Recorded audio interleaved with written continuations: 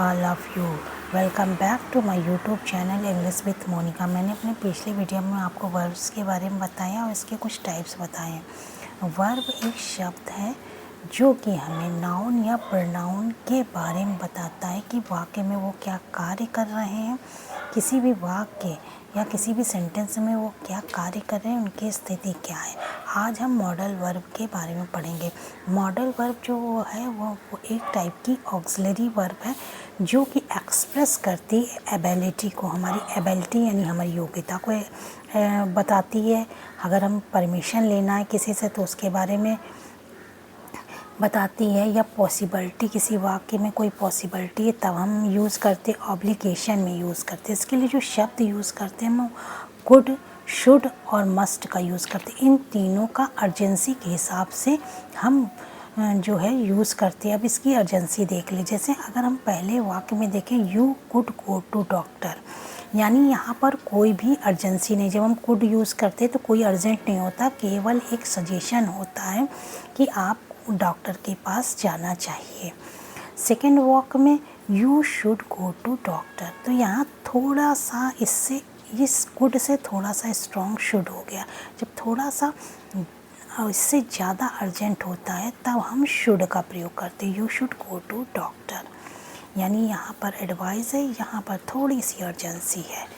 Must, you must go to doctor, जब कोई way नहीं है, you have no any way, you must go to doctor, यानी यहाँ पर मोस्ट अर्जेंट है कि आपको डॉक्टर को विज़िट करना चाहिए। यहाँ पे लाइट है, यहाँ पर स्ट्रॉन्ग है, यहाँ पर मोस्ट स्ट्रॉन्ग है कि यहाँ पर बहुत ज़्यादा अर्जेंसी है। तो अर्जेंसी के हिसाब से इन शब्दों का यूज़ करते हैं। आई थिंक आपका कॉन्सेप्ट क्लियर हो गया। लाइटली एडवाइस देते हैं तो कुड, थोड़ा सा स्ट्रॉन्ग वे में कहते हैं तो शुड। अगर कोई भी वे नहीं है कि आपको इसके अलावा कोई चारा नहीं कि आपको जाना पड़ेगा, तब हम मस्ट का यूज़ करते हैं।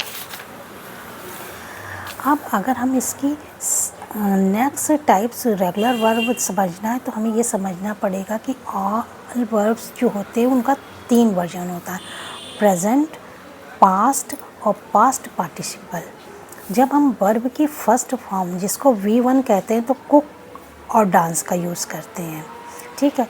जब हम पास्ट टेंस में या हम कह दें कि सेकेंड फॉर्म जब यूज़ करते हैं तो कुड, यही में ईडी लग जाती है, कुड हो जाता है, कुक्ड हो जाता है, और डांस डांस्ड हो जाता है, ईडी लगा देते हैं। जब इसकी थर्ड फॉर्म वी थर्ड यानी वर्ब की थर्ड फॉर्म यूज़ करते हैं तब भी हम ईडी लगा देते हैं, डांस डांस्ड हो गया और कुक कुक्ड हो गया, यानी सेकेंड और थर्ड फॉर्म में केवल ईडी लगाया है।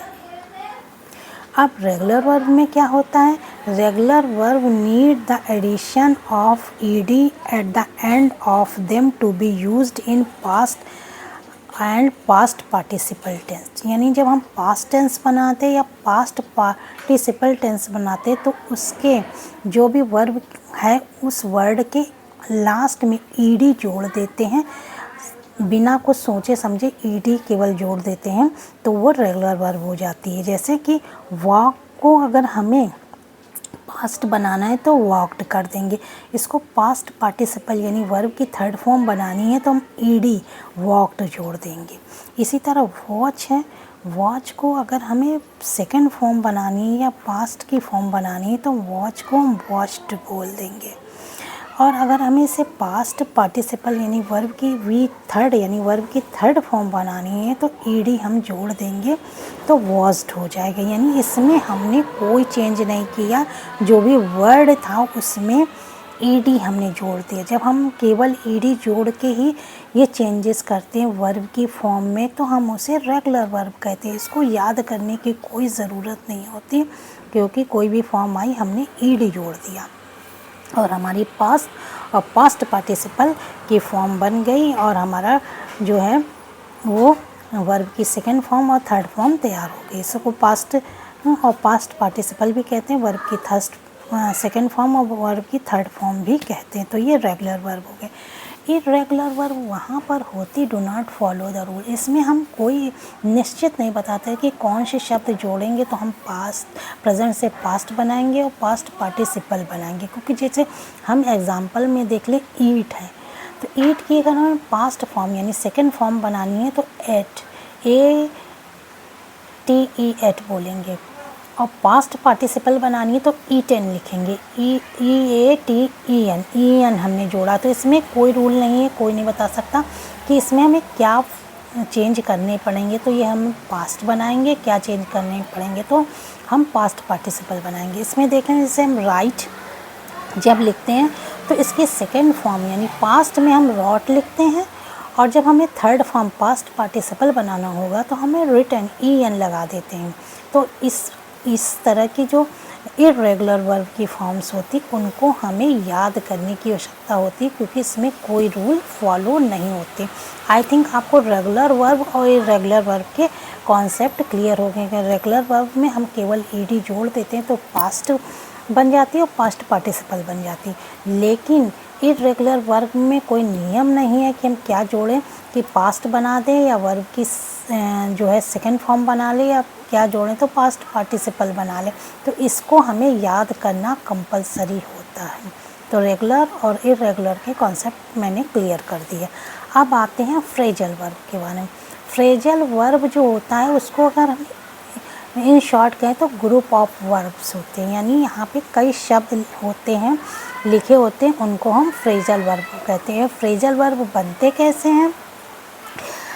Phrasal verb are made up of several verb together. जब हम सेवरल वर्ब को टुगेदर रखते हैं तब में जो है ये फ्रेजल वर्ब बनते हैं। बनते कैसे? Usually with the combination of verb और प्रपोजिशन। जब हम वर्ब और प्रपोजिशन को एक साथ रख देते हैं तो फ्रेजल वर्ब बन जाते हैं, या फिर वर्ब और एडवर्ब को भी एक साथ रख देते हैं तो फ्रेजल वर्ब बन जाते हैं। तो फ्रेजल वर्ब जो है ग्रुप ऑफ वर्ब हैं जो कि कई वर्ब को कॉम्बिनेशन यानी एक साथ रख दिया जाता है। ये कॉम्बिनेशन किया जाता है वर्ब का और प्रपोजिशन का, ये या फिर वर्ब और एडवर्ब को एक साथ रख दिया जाता है, तब वो फ्रेजल वर्ब बन जाते हैं। अब इसका एग्जांपल हम देख लेते हैं, जैसे take off, put on, melt down, put up with.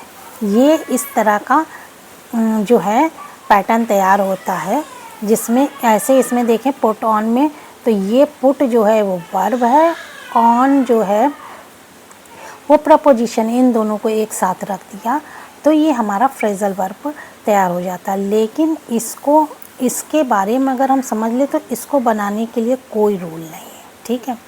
और एक वर्ड का मल्टीपल मीनिंग होता है, यानी एक वर्ड हो गया फ्रेजल वर्ब तो उसके कई मीनिंग्स हो सकते हैं। Can not be self constructed, इसको हम खुद नहीं बना सकते हैं। नीड टू मेमोराइज, इसको भी जिस तरह हमें रेगुलर वर्ब को मेमोराइज करने की ज़रूरत यानी याद करने की ज़रूरत पड़ती, उस तरह हमको इसको भी याद करने की ज़रूरत पड़ती है। Let's check example. Take off का मतलब होता है जब हम कपड़े उतार रहे होते हैं, यानी कपड़ों का उतारना, क्लॉथ्स जब के बेस में भी हम यूज़ करते हैं, क्योंकि कपड़े उतारने के लिए take off your clothes.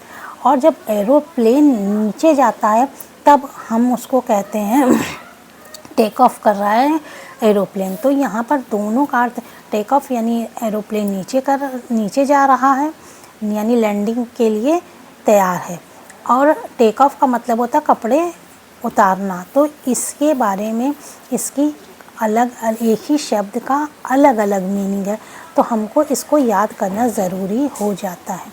I think आपको टाइप्स ऑफ वर्ब समझ में आया होगा। यदि आपको कोई कन्फ्यूजन है तो आप मुझे कमेंट्स में बताइए, मैं आपका कन्फ्यूजन दूर करूँगी।